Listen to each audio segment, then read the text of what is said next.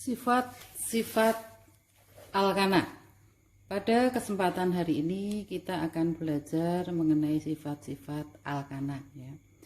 Ada beberapa sifat alkana yang perlu kalian ketahui. Di sini sudah ada 1, 2, 3. Di antara ketiga sifat ini saya akan bahas mengenai sifat alkana yang nomor 2 ya. Sifat alkana yang nomor 2 mengatakan bahwa semakin panjang rantai atom karbon, maka semakin tinggi titik didih, titik leleh maupun massa jenisnya. Contohnya, di sini ada 3 senyawa alkana. Ya. Senyawa yang pertama itu jumlah atom C-nya 2. Senyawa yang kedua jumlah atom C-nya ada 3. Dan senyawa yang ketiga jumlah atom C-nya ada 5. Dari ketentuan di atas ini nanti kalian bisa menganalisa dari ketiga alkana ini mana yang mempunyai titik didih, titik leleh dan massa jenis yang paling tinggi dan mana yang paling rendah. Sifat berikutnya, di sini ada ketentuan yang mengatakan di antara alkana yang sepadan, senyawa dengan isomer bercabang mempunyai titik leleh dan titik didih makin rendah. Ya, di sini kalian perlu mengetahui apa yang dimaksud dengan alkana yang sepadan. Ya, di sini ada contoh 3 senyawa alkana dengan struktur yang berbeda-beda. Yang pertama, rantainya lurus. Yang kedua, di sini ada cabang. Cabangnya hanya 1. Sedangkan struktur yang ketiga ada cabangnya juga, cabangnya ada 2 ya.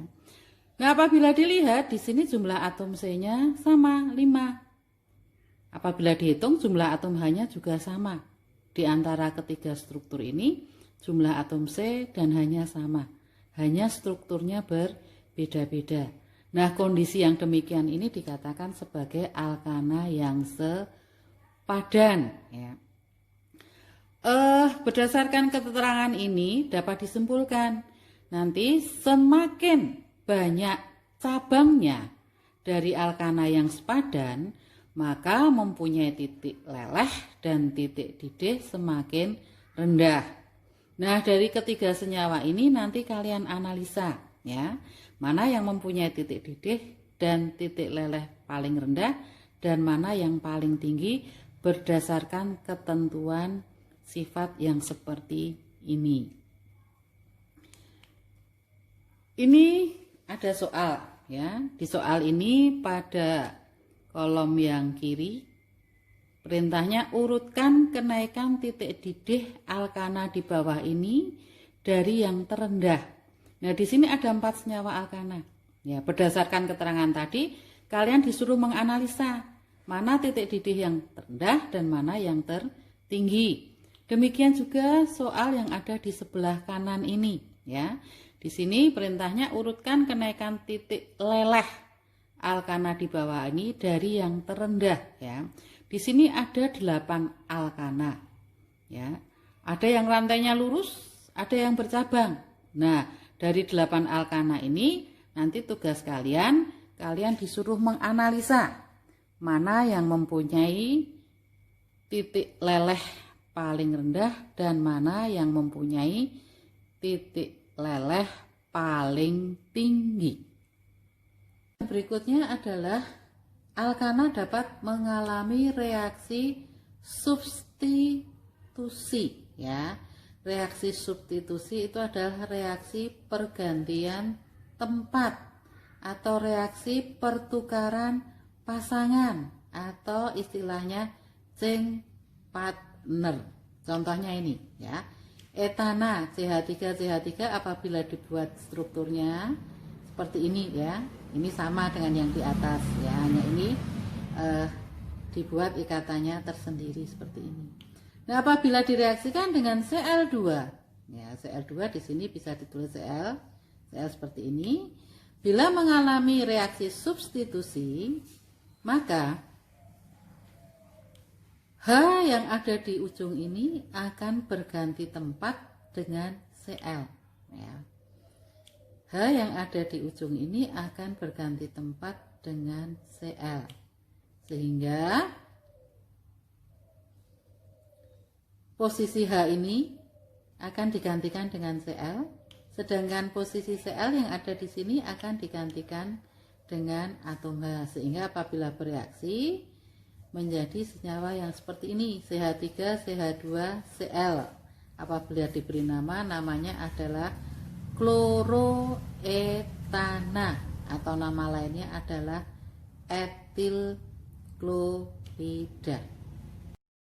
Sifat alkana berikutnya adalah reaksi pembakaran atau reaksi oksidasi. Jadi semua alkana itu bisa mengalami reaksi oksidasi. Bila reaksinya ini dilakukan secara sempurna, maka akan menghasilkan CO2 dan H2O.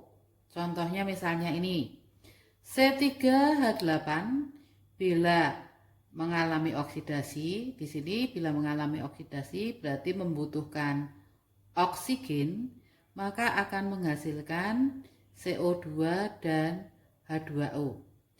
Contoh persamaan reaksi di atas ini sudah setara, ya.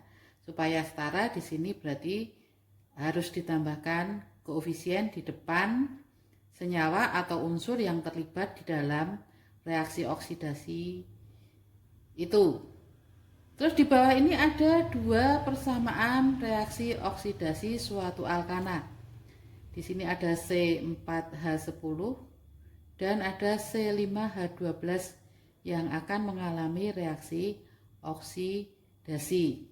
Nah, tugas kalian nanti membuat reaksi ini supaya setara dengan cara menambahkan koefisien reaksi di depan unsur atau senyawa yang terlibat dalam reaksi oksidasi ini. Sifat alkana berikutnya adalah reaksi pembakaran atau reaksi oksidasi. Jadi semua alkana itu bisa mengalami reaksi oksidasi. Bila reaksinya ini dilakukan secara sempurna, maka akan menghasilkan CO2 dan H2O. Contohnya misalnya ini, C3H8 bila mengalami oksidasi, di sini bila mengalami oksidasi berarti membutuhkan oksigen, maka akan menghasilkan CO2 dan H2O. Contoh persamaan reaksi di atas ini sudah setara, ya. Supaya setara di sini berarti harus ditambahkan koefisien di depan senyawa atau unsur yang terlibat di dalam reaksi oksidasi itu. Terus di bawah ini ada dua persamaan reaksi oksidasi suatu alkana. Di sini ada C4H10 dan ada C5H12 yang akan mengalami reaksi oksidasi. Nah, tugas kalian nanti membuat reaksi ini supaya setara dengan cara menambahkan koefisien reaksi di depan unsur atau senyawa yang terlibat dalam reaksi oksidasi ini.